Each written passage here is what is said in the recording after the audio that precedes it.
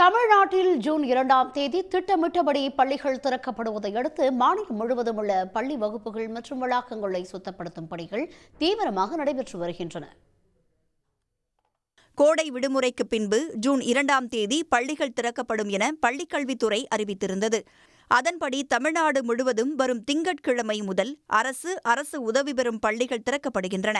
இதனையடுத்து திண்டுக்கல், மதுரை உள்ளிட்ட மாவட்டங்களில் பள்ளி வளாகம் மற்றும் மைதானங்களில் வளர்ந்துள்ள புற்கள் மற்றும் குப்பைகள் சுத்தப்படுத்தப்பட்டு வருகின்றன. வகுப்பறைகள், மேசைகள், நாற்காலிகள், கழிவறைகளை சுத்தம் செய்யும் பணிகள் தீவிரப்படுத்தப்பட்டுள்ளன. மாநகராட்சியில இருந்தும் ஒரு 4-5 பேர்கள் வந்திருக்காங்க. அது இல்லாமல் நாங்கள் சானிட்டரி ஒர்க்கர்ஸை கூப்பிட்டு அவங்கள வச்சு இந்த பள்ளி வளாகங்களை, வகுப்பறைகளை இவை அனைத்தையும் தூய்மைப்படுத்தி கொண்டுள்ளோம். திருவள்ளூர் மாவட்டம் பெரியபாளையம் அருகே கன்னிகைப்பேர் அரசு மேல்நிலைப் பள்ளியில் தூய்மை பணியாளர்கள் குப்பைகளை அகற்றி சுத்தப்படுத்தினர். நாளை மாலைக்குள் பள்ளிகள் அனைத்தும் தயார் நிலையில் வைத்துக் கொள்ளுமாறு அறிவுறுத்தப்பட்டுள்ளது. பள்ளிகள் திறக்கப்பட்டதும் மாணவர்களுக்கு புத்தகங்கள் வழங்க தமிழ்நாடு பாடநூல் கழகம் நடவடிக்கை எடுத்து வருகிறது. இதேபோல் புதுச்சேரி மற்றும் காரைக்காலில் கோடை விடுமுறைக்கு பிறகு நாளை மறுநாள் அரசு பள்ளிகள் திறக்கப்படுகின்றன. உடனுக்குடன் செய்திகளை தெரிந்து கொள்ள சன் நியூஸ் பெல் ஐகானை கிளிக் பண்ணுங்க.